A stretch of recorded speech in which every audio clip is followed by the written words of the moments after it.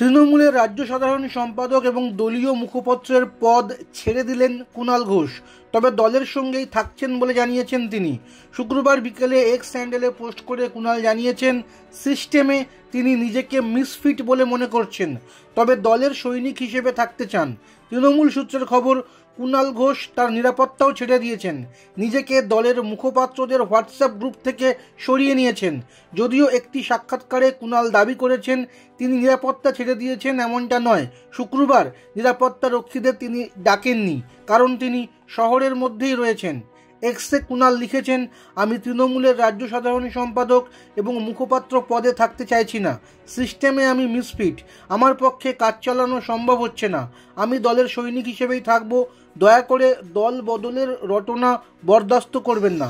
মমতা বন্দ্যোপাধ্যায় আমার নেত্রী, অভিষেক বন্দ্যোপাধ্যায় আমার সেনাপতি, তৃণমূল আমার দল।